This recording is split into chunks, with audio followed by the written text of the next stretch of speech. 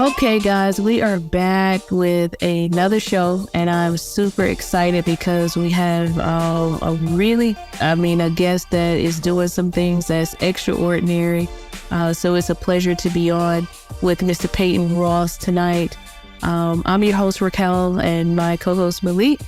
He is going to walk you through current events and give some shout outs before we actually get going tonight.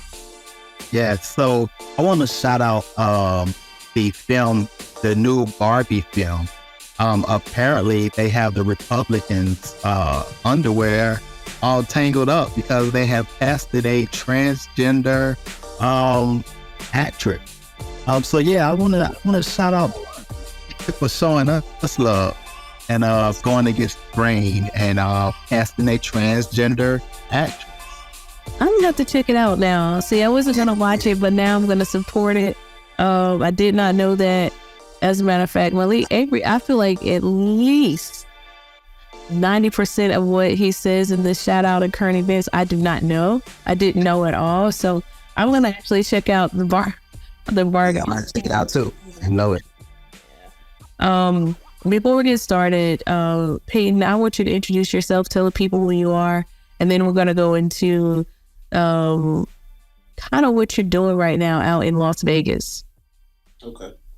All right. Well, my name is Payton Royce, and I wear a few hats like Malik, so I get it. I'm an actor, and I'm a bodybuilder, a competitive bodybuilder, and also I'm a producer, and I have my own streaming platform, so I'm into film and music and stuff like that. So I wear a couple of hats, but bodybuilding has fitness always been one of my passions. Sports and stuff like that has always been one of my passions. I've been in transition since 2016, so almost 7 years now. It's been a good experience so far for me. It's been a learning experience. It's been a good experience. I've done some ballroom. I got Body of the Year 2 years ago, so I did a little bit of ballroom. Of course, I've been on poles. I actually got a chance to catch the last season, so I was blessed to be able to be in the last season of that before it actually ended. So that was a good experience too. I would say I'm an activist for the community. I try to, do my part for the community, put on for the community. I'm in the Las Vegas area. That's pretty much it. Cool. But before we get started, guys, we like to let everyone know that on this show, we lead with love. And it's a safe place for us to have conversations about us. And we have lots of conversations. Those conversations are around love, mental and physical health, a support community. And we wouldn't want to be anywhere else but here with you, with topics for us, by us. Today, we're going to talk to Payton about his transition and becoming a competitive bodybuilder. It's one thing to be a bodybuilder, right? But it's another thing to compete. So Payton, what has that been like for you? Has it been easy to navigate? Are you competing with all cisgendered males? Have you been welcomed into that space? Walk us through just what that has been like for you. I would say overall, it's been pretty easy for me to navigate through it. I've had some issues starting out, but not too many. But overall, it's been pretty easy to navigate. It's all cis men that I'm competing against.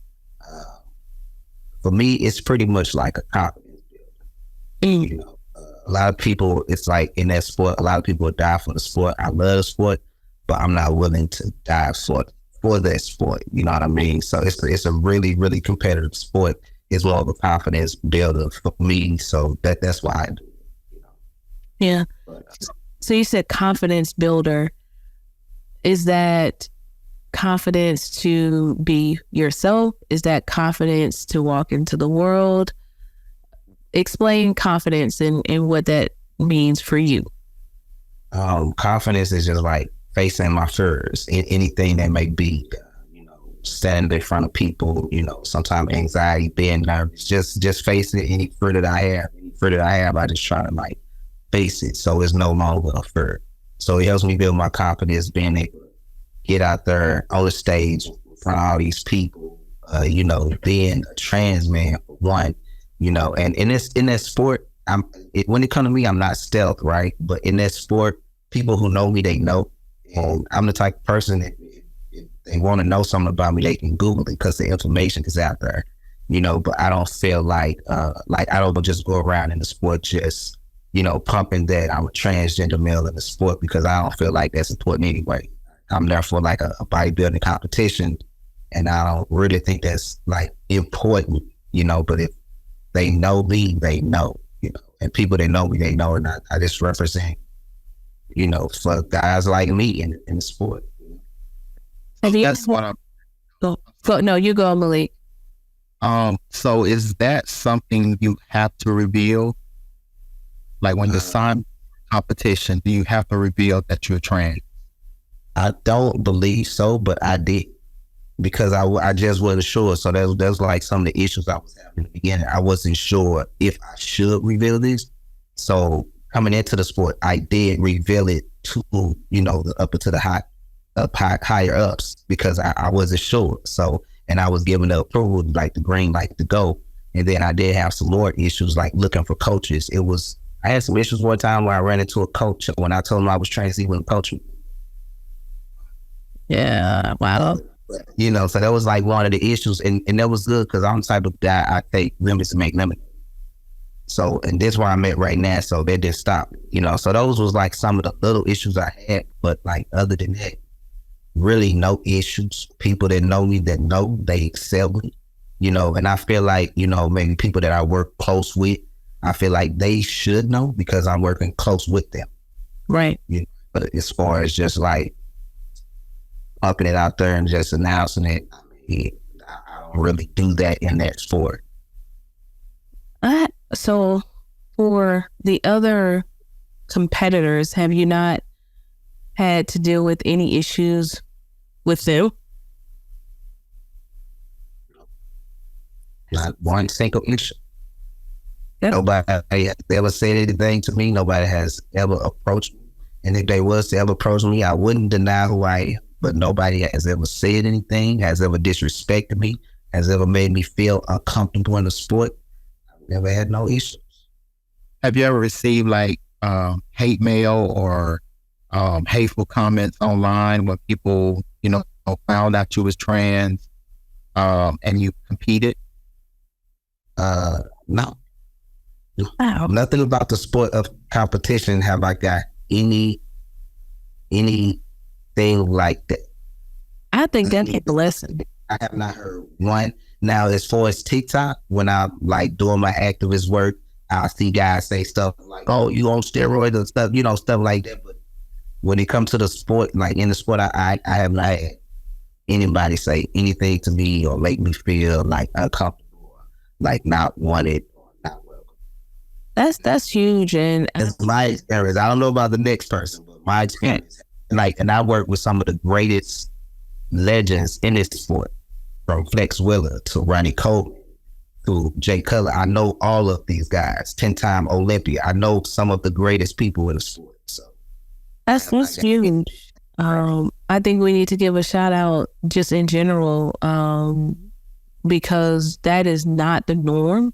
That is not, everybody can't say that as they navigate through other sports, for every other athlete that I've talked to, and I'm an athlete, college athlete, it was difficult for anyone that wanted to be trans, because in college, no one was I had a teammate talking about it, right? But they had not transitioned, and it was a very difficult conversation to have because it was so much judgment. I think it's a big deal that you've been able to navigate this sport competitively without dealing with being discriminated against, frankly, because you are a trans man. So I think that's huge.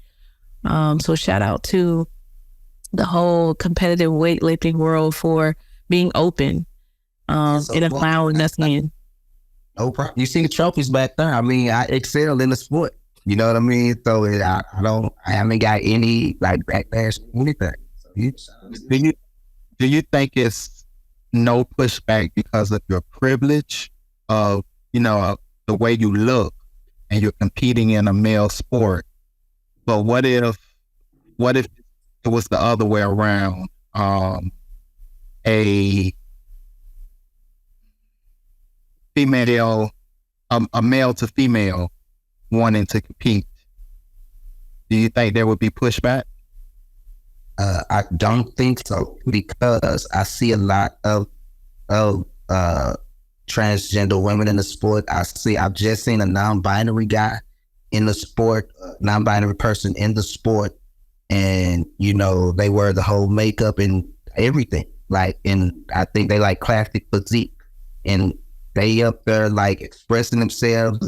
And I don't see any bashing, and I could probably send you a link and you check them out, because I thought it was interesting that that person was able to stand up there like that and just be themselves, even though I am as well, but sometimes masculinity is more accepted than being feminine.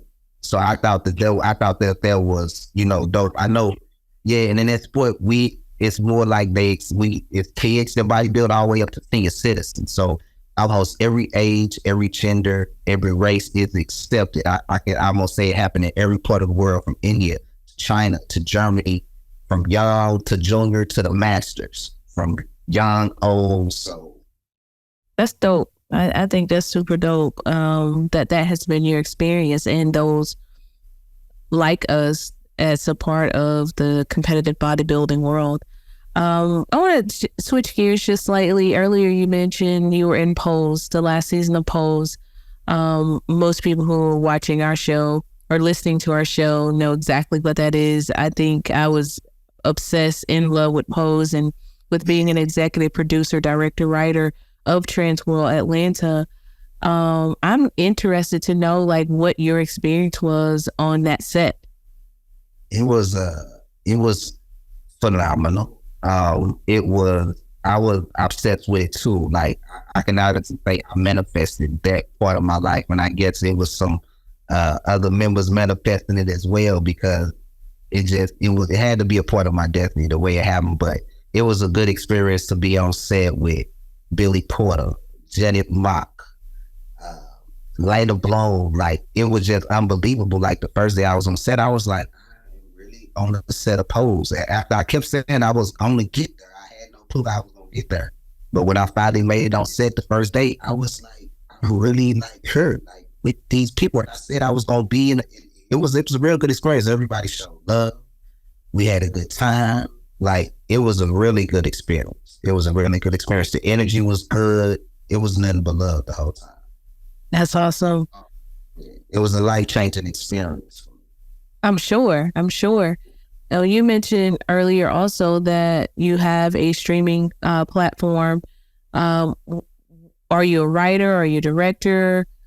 What? I know it sounds crazy that I need to focus on being one thing, but so far I have done everything. I went to school for video technology, so I do everything above the line and below the line, from writing, directing, to casting, to filming. I could do all of that. Most of the things on my network I have done. The work you see on my network, I've done out there. I got a really small team, but I've done every aspect of it. Writing to filming it, to casting it, to editing, to everything, to even developing my own streaming platform. It's RTV Pride. And I created it so, the community can have a platform to share their stories, just share their true, authentic stories, because there's been so much fuss lately over the years that we can't get these lead roles, we can't get these spots. So I feel like if we create our own, then we got these spots, we got these stories out that we want to tell. We able to get our stories out the way we want to get them out. So it's my rock to the mountain. Yeah, I think as an independent filmmaker, and obviously I'm an independent filmmaker, we all wear 20 hats, right? I think I never think about it in a sense of I need to focus on one thing. I think I'll always be a creator, a writer, a director, a producer. I think that will be who I will remain throughout my entire film career. So I don't know if I necessarily would say, hey, you need to pick one thing. Do you feel overwhelmed at times and stuff? Like when doing so much, do you sometimes feel like, okay, I need to like, so like that's where I feel. Okay, I can't do everything. Like, So that's why it's good to have a team. yeah, it's hard. It's hard to find. It's hard. The way you would do it. So Yeah. you have to do it if you want to get it done. And That's why I commend y'all for what you're doing, because it's not easy yep. to have a vision, to bring it out, to make it happen. You know, make it a reality. That's not an easy thing to do. And that's not even talking about the financial piece of children. So, you know, I think people don't Hit it. Yeah. I'll see it. Yeah. I'm about, you know, and Trans World I paid for out of pocket, and I'm about at 50 grand. And that is considered to be a very inexpensive micro budget production. Right. Right. Exactly.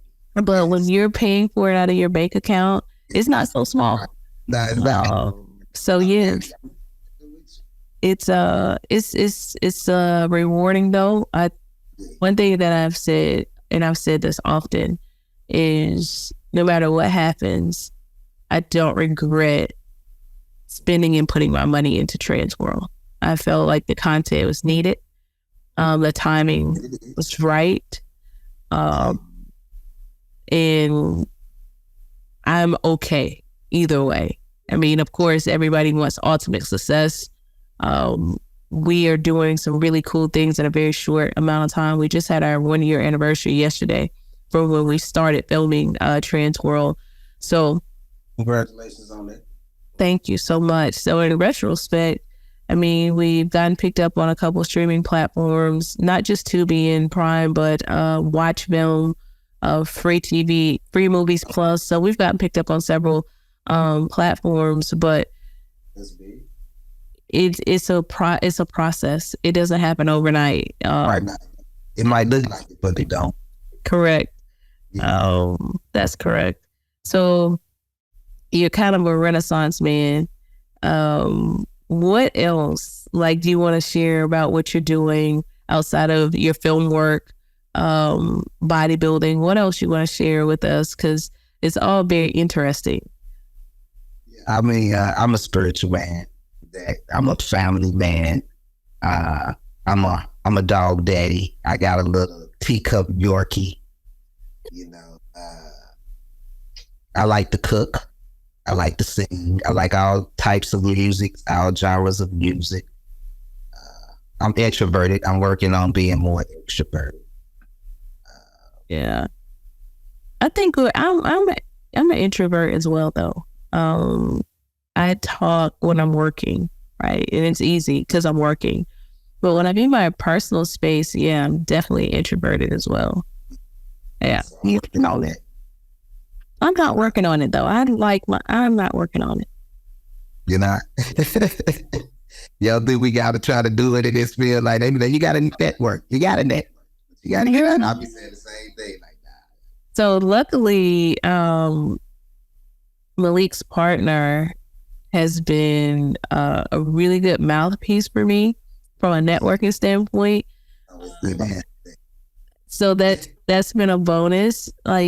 But like I said, if I'm working, I'll talk. But in my personal space, I'm very introverted. Yeah. And interestingly, I became introverted when I transitioned for whatever reason. Like just the transition, don't it, brother?